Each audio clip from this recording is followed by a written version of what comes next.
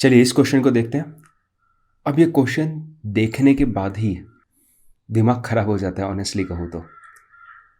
पहले ही देख के ऐसा लगता है कि इस क्वेश्चन में पता नहीं क्या क्या चीज़ें होगी, क्या फाइंड आउट करना है। ठीक है, तो आप थोड़ा सा सोचिए इस टाइप के क्वेश्चन क्यों बनाते हैं। तो जितने भी प्रोफेसर लोग हैं जो ये पेपर को बनाते हैं, राइट, उनके माइंड में ये पक्का होता है कि मैक्सिमम लोग इस क्वेश्चन को देख के छोड़ने की सोचेंगे, क्योंकि एकदम से दिमाग में आएगा नहीं। सबसे पहले ये मैट्रिक्स देख के ही ऐसा लगता है कि यार इस मैट्रिक्स से क्या निकालना होगा, कैसे निकालना होगा। तो ये एक जनरल पब्लिक या जनरल स्टूडेंट्स की जो पूरी ऐसे लिस्ट होती है ना, वो लोग इस क्वेश्चन को बाद में ही देखते हैं कि नहीं नहीं इस क्वेश्चन को अभी नहीं देखना, इसको बाद में देखते हैं, समझ में आ नहीं रहा है, पता नहीं क्या करना होगा, राइट। पर चलिए कोशिश करते हैं। मतलब मैं आज इस तरीके से ही आपसे डील करूँगा जैसे मैं भी एक स्टूडेंट हूँ और मैं कैसे इस क्वेश्चन को परस्यू करूँगा पहली बार देख के ही, राइट। ताकि वो क्या क्या थॉट्स आपके दिमाग में आ रहे हैं, वो थॉट्स मैं कोशिश करूँगा कि वो भी मेरे दिमाग में आए।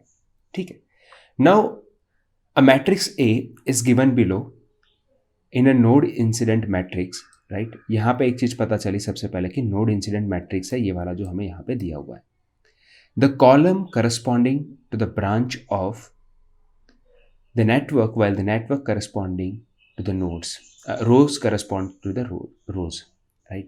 यानी कि ये रोज हैं, राइट। इतना हमें पता होता है कि ये रोज हैं, 4 रोज है यानी 4 नोड होंगे कहीं ना कहीं। तो मैं रैंडमली ऐसे 4 नोड बना देता हूँ। ठीक है, अब आप कहोगे ऐसे ही क्यों बनाए, राइट। क्यों आपने 4 नोड थे तो ऐसे करके ऐसे नहीं बनाए। ऐसे भी बना सकते थे, बट इसलिए ऐसे बनाए क्योंकि ज़्यादातर हम जितने भी ग्राफ में क्वेश्चन है ना, वो इस फॉर्म में रिप्रेजेंट करते हैं, आपको याद होगा तो इसलिए ऐसे बनाए पहला क्वेश्चन।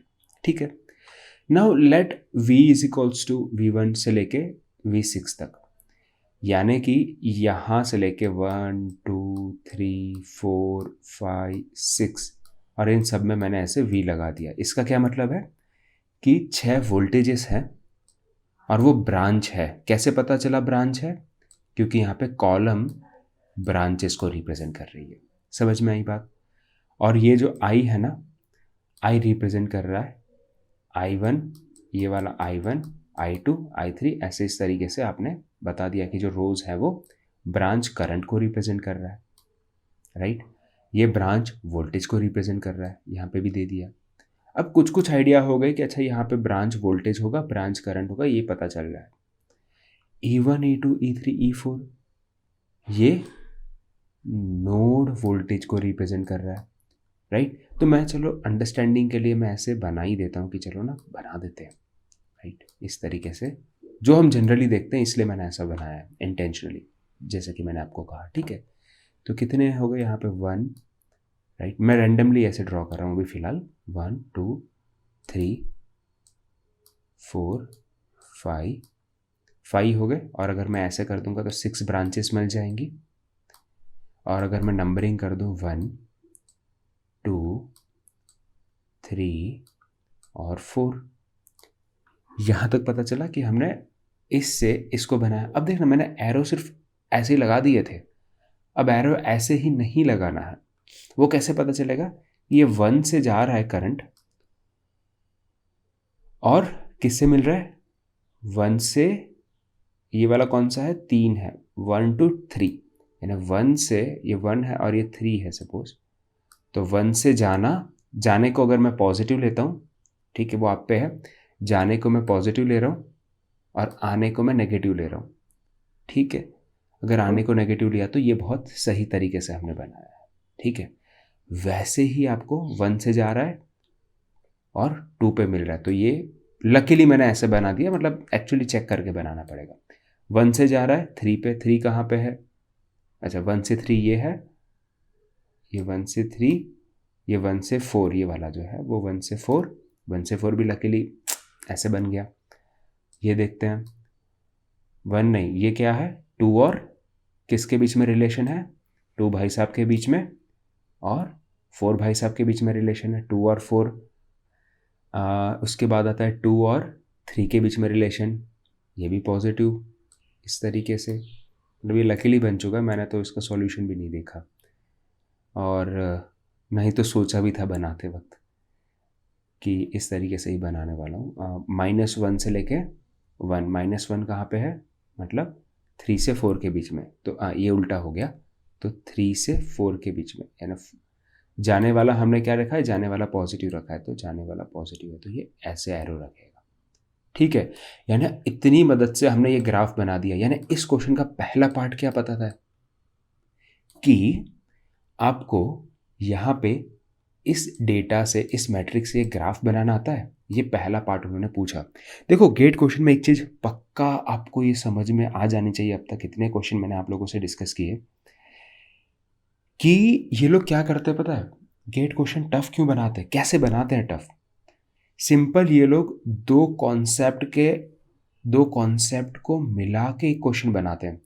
हमने अपने इंजीनियरिंग में आपने देखा होगा, तो इसकी मदद से ये बनाओ, ये क्वेश्चन हुआ करता था, मान लो सिंपल।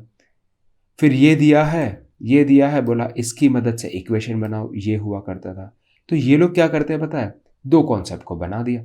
अगर स्टूडेंट को एक भी तरीका नहीं पता या वो समझ नहीं पाया, राइट, तो प्रॉब्लम सॉल्विंग स्किल होती क्या है, समझ पा रहे हो। प्रॉब्लम सॉल्विंग स्किल ये होती है कि पहले उस प्रॉब्लम को आप छोटे छोटे चंक्स में तोड़ दोगे। तो हमने पहला चंक में तोड़ के हम इस फॉर्म में लेके आ गए। अब ये दूसरा चंक क्या बोलता है कि दूसरा चंक ये कहता है कि अब यहां पे आ गए ना, तो अब इधर पहुंचो, इक्वेशन पे पहुंचो। तो ये दूसरा चंक है, समझ में आई बात। तो इस तरीके से छोटे छोटे चंक हम बनाते हैं।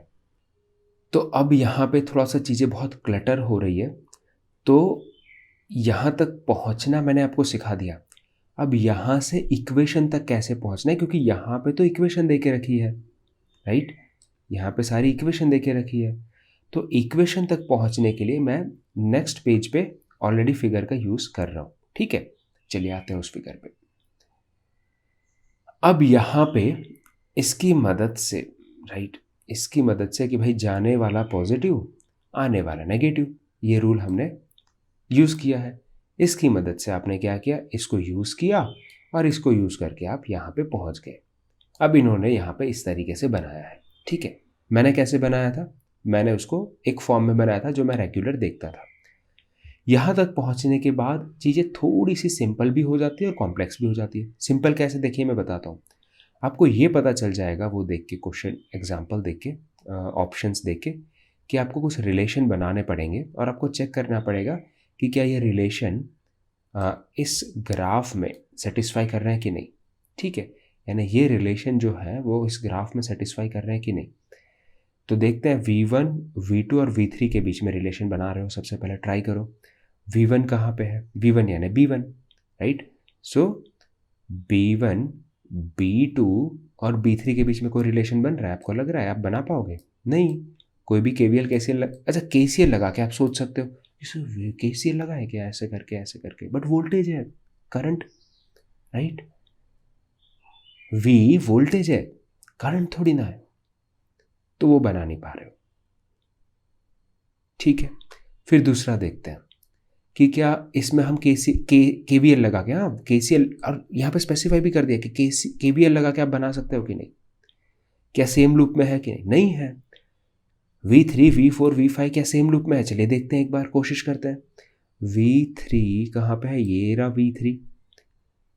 V5 कहाँ पे है, नहीं, और कौन सा था, V3, V5 और, सॉरी मैं भूल गया, V3, V5 और V4, यस। V4 कहाँ पे है, ये एक लूप में है क्या ये लूप में लग रहा है आपको, नहीं है, खत्म, पहला ऑप्शन चला गया, समझ पा रहे हो। अब आते हैं नेक्स्ट वाले लाइन पे,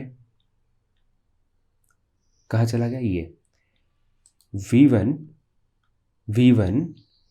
V3 और V6, V1, V3, V6 क्या है, KVL में है, KVL बना सकते हो, चलो देखते हैं। इसको हटा देना पड़ेगा, थोड़ा सा दिख नहीं रहा। V1, V3 और V6, V1 कहाँ चला गया, ये रहा V1, V3 और V6। हाँ बना सकते हो ना, ऐसे करके एक लूप जैसा बना सकते हो, अच्छा, अब उसकी पॉजिटिव नेगेटिव देखते हैं। तो V1 से निकले, अगर V1 को पॉजिटिव लिया तो V1 माइनस V6 और माइनस V3 होना चाहिए अगर ऐसे में जा रहा हूँ तो, क्योंकि अपोजिट डायरेक्शन में है। सेटिस्फाई कर रहा है, ग्रेट, राइट। दूसरा भी चेक करते हैं क्या वो सेटिस्फाई कर रहा है। कौन सा है? V4 V5 V6, V4 V5 V6। सो V4 कहाँ है? V4 V5 और V6, यानी अगर V4 इन्होंने पॉजिटिव लिया है तो उसके डायरेक्शन में है तो पॉजिटिव आएगा, उसके डायरेक्शन में है पॉजिटिव है, उसके अपोजिट है। दैट्स ग्रेट, ये भी सेटिस्फाई कर रहा है, यानी अपना आंसर क्या हो गया? अपना आंसर हो गया बी।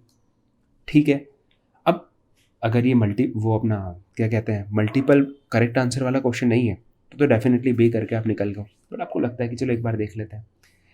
तो ई ए और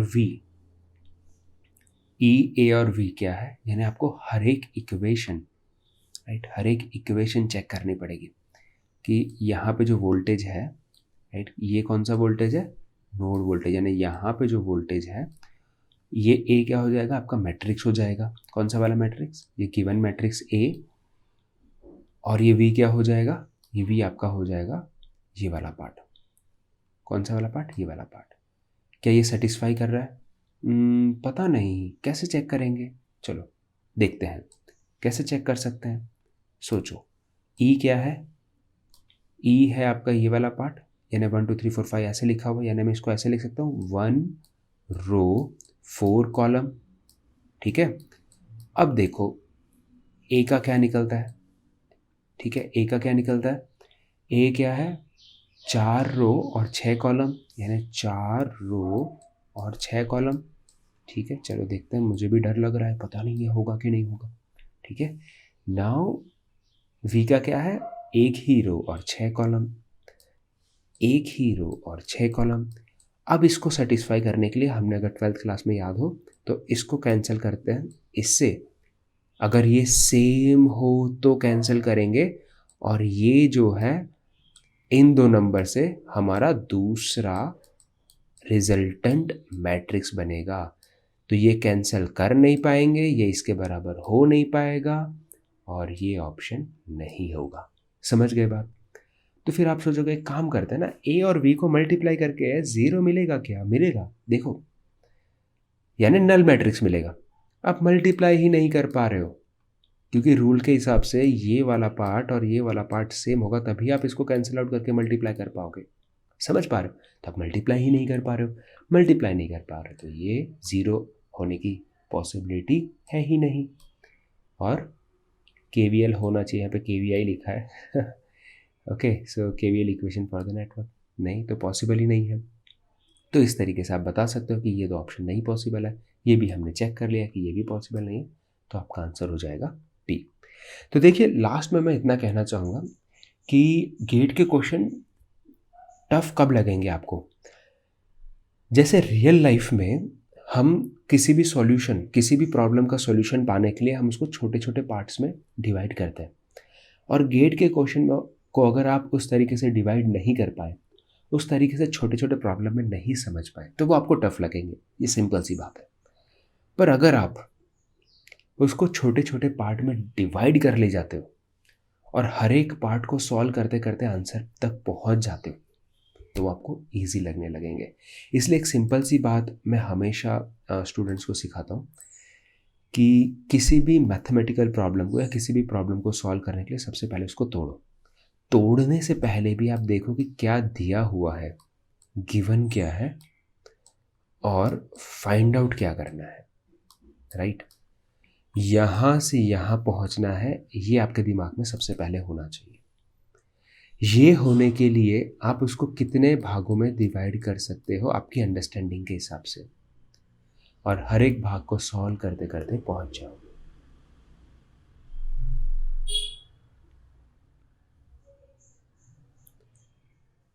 इस तरीके से करोगे तो गेट के क्वेश्चन आप इजीली सॉल्व कर लोगे, और आपको पता चलता जाएगा, अच्छा यहाँ तक पहुंचना था, मुझे ये वाला पार्ट नहीं पता था तो मैं नहीं पहुंच पाया। और ऐसे ऐसे धीरे धीरे कॉन्सेप्ट बिल्डअप करते जाओ क्वेश्चंस सॉल्व करके।